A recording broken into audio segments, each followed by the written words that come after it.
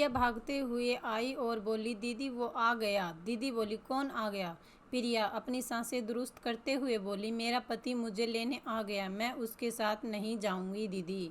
दीदी बोली, क्यों नहीं जाएगी? तेरी सहेलियों ने तेरा दिमाग खराब कर दिया है। वो तेरा पति होने से पहले मेरा देवर है, मैं जानती हूँ। वो बहुत अच्छा है, इसलिए आसमान में उड़ना छोड़ दे मेरी बहन, तुझे उससे अच्छा पति नहीं मिलेगा। प्रिया बोली, दीदी उसका ग्रेजुएशन भी पूरा नहीं हुआ, अब वो गैराज में काम करने वाला एक साधारण मैकेनिक है।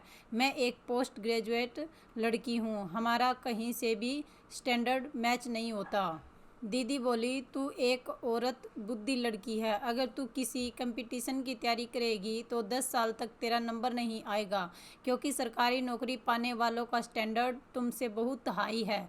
तू ज़्यादा से ज़्यादा किसी प्राइवेट कंपनी में 15 से 20 हज़ार की नौकरी कर सकती है, बस तेरा यही स्टैंडर्ड है। तेरा पति गाड़ियों का मिस्त्री है, तेरे जीजाजी ने उसे अलग गैराज खुला दिया है, उसकी महीने की कमाई 1 लाख रुपए से कम नहीं होगी। तेरे जीजाजी भी वही काम करते हैं, मैं जानती हूँ उनकी कमाई कितनी है। पूरा लंबा चौड़ा और सुंदर लड़का है, फिर भी न जाने तेरे दिमाग में क्या फितूर घुस गया है। 4 साल हो गए हैं तुम्हारी शादी को, अभी तक एक बार भी ससुराल नहीं गई, मगर अब तुम्हारी पढ़ाई पूरी हो गई है, अब पापा तुम्हें बेच कर ही मानेंगे। प्रिया बोली, दीदी तुम और पापा कितनी भी कोशिश कर लो, मैं उसके साथ नहीं जाऊंगी। जब मेरी शादी हुई थी तब मैं 18 साल की नहीं हुई थी, कुछ महीने कम थे बालिग होने में, इसलिए हमारी शादी की गैरकानूनी थी। अगर मुझ पर ज़्यादा दबाव डालोगे तो मैं पुलिस के पास चली जाऊंगी। दोनों बहनें घर की छत पर आपस में बतला रही थी, मगर उन दोनों बहनों को ये मालूम नहीं था कि वह सीढ़ियों पर खड़ा सारी बातें सुन रहा था। बंसी उल्टे पांव सीढ़ियों से नीचे उतर आया। सास बोली, क्या हुआ दामाद जी? दोनों लड़कियां छत पर थी, मिल लिए क्या उनसे? वह बोला, मिल लिया मम्मी जी, मुझे एक काम याद आ गया, मैं अभी बाजार जाकर वापस आया, कहते हुए वह घर से बाहर निकल गया। बंसी के जाने के बाद माँ बेटियों के पास पहुँची और बोली, दामाद जी छत पर आए थे, तुम्हारी बात हुई क्या उनसे? माँ के मुंह से इतना सुनते ही दोनों बहनें चुप होकर एक दूसरे के मुंह की तरफ देखने लगी। माँ आगे बोली, पता नहीं उन्हें क्या हो गया, वे अभी अभी घर से बाहर चले गए हैं। बोल समझ गई कि बंसी उनकी सारी बात सुनकर गया है।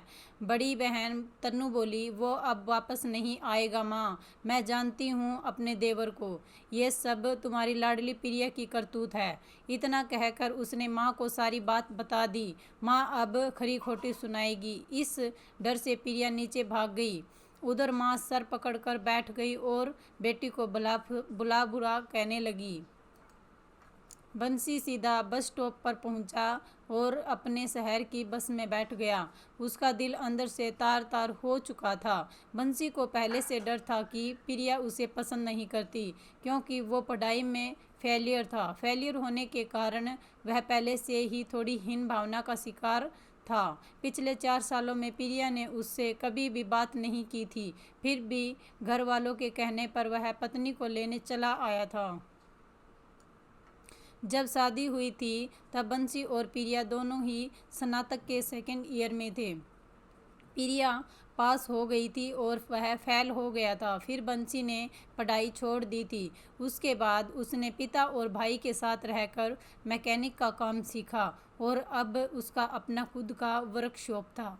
प्रिया नीचे कमरे में आकर अंदर से किवाड़ बंद करके बेड पर पसर गई। वह जानती थी कि मम्मी और पापा उसकी ढंग से खबर लेने वाले हैं, मगर उसे इस बात की खुशी थी कि वह वापस चला गया। वह सोच रही थी कि अच्छा हुआ भला टली। प्रिया के बर्ताव से दोनों परिवारों में टेंशन का माहौल पैदा हो गया था।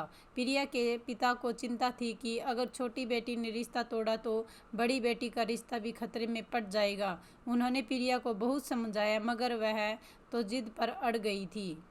प्रिया ने सरकारी नौकरी के लिए कई फॉर्म भर रखे थे, अब वह जॉब लगकर खुद को प्रूफ करना चाहती थी। प्रिया को कंपटीशन एग्जाम देने के लिए बेंगलुरु जाना था। उसने उस परीक्षा के लिए अच्छी तैयारी कर रखी थी, मगर उसके पिता ने साफ इनकार कर दिया, क्योंकि एग्जाम सेंटर घर से 700 किलोमीटर दूर था। इतने लंबे सफ़र के लिए अकेली लड़की को भेजना हर पिता के लिए मुश्किल होता है। प्रिया ने कहा, पापा आप साथ चलो। अनुभवी पापा बोले, मैं तुम्हें एक ही शर्त पर यह परीक्षा देने वहाँ भेज सकता हूँ। शर्त यह है कि तेरे साथ तुम्हारा पति बंसी जाए। प्रिया धर्म संकट में फंस गई। वह जिससे दूर रहना चाहती थी, पापा उसी को साथ भेज रहे थे। परीक्षा के दिन नज़दीक आते जा रहे थे और प्रिया की चिंता बढ़ती जा रही थी। फिर जब पेपर देने के लिए जाने का दिन आया तो वह टूट गई। मजबूरन उसे पापा की बात माननी पड़ी। वह बंसी को साथ ले जाने के लिए तैयार हो गई। उधर बंसी को भी बहुत मान मनुहार करके प्रिया के साथ जाने के लिए मनाया गया। पहले टिकट बुक नहीं कराने के कारण उन्हें जनरल डिब्बे में सफ़र करना था। 700 किलोमीटर का सफ़र वो भी बैठकर करना था। जब सफ़र शुरू हुआ तो वे पास न बैठकर अलग अलग बैठे थे। दोनों आमने सामने बैठे थे। इस कारण कभी कभार दोनों की नज़र आपस में टकरा जाती थी। प्रिया पहली बार उसे अपने सामने देख रही थी। वह 6 फीट से ज़्यादा लंबा था। ऊंट जैसा शरीर था मगर चेहरे से मासूम था। प्रिया ने सोचा, ये शक्ल से तो अच्छा है, अगर पढ़ाई में भी ठीक होता तो मेरे लिए बेस्ट था, मगर ये तो दिमाग से बुद्धू है। सीट खाली देखकर 2 टपोरी टाइप के लड़के प्रिया के अगल बगल में आकर बैठ गए थे। लड़कों के बैठने से वह असहज हो गई थी। इस कारण तुरंत उठकर बंसी की बगल में आकर बैठ गई। शादी के बाद ये पहला अवसर था कि वे दोनों इतने नज़दीक बैठे थे। जब प्रिया बंसी के करीब आकर बैठी तो बंसी ने अनुभव किया कि वह बिल्कुल गुड़िया जैसी है। वज़न में तो उससे आधी भी नहीं है, मगर नखरे तो वज़न से 10 गुना ज़्यादा दिखाती है। बाहर से मासूम और प्यारी है, मगर अंदर से नागिन है। ये सोचते हुए वह उससे थोड़ा दूर सरक कर बैठ गया। वह प्रिया से बहुत प्यार करता था, मगर जिस दिन से ये सुना कि वह उसके साथ रहना ही नहीं चाहती, तब उसका दिल टूट गया था। वह उसके साथ आना ही नहीं चाहता था, मगर उसके पिता ने कहा था कि तू साथ नहीं जाएगा तो वह अकेली चली जाएगी। अब तू खुद सोच ले, क्या तुम्हारी पत्नी का अकेले सफ़र करना अच्छा है? बंसी पिता से बोला था, वह मुझे अपना पति ही नहीं मानती। अब अकेली जाए या किसी के साथ जाए, मुझे क्या फ़र्क पड़ता है। अनुभवी पिता ने उदास बेटे को कंधे से पकड़कर समझाते हुए कहा था, ये कोई लव मैरिज है क्या कि एक का दिल भर गया तो वह छोड़कर चला दिया।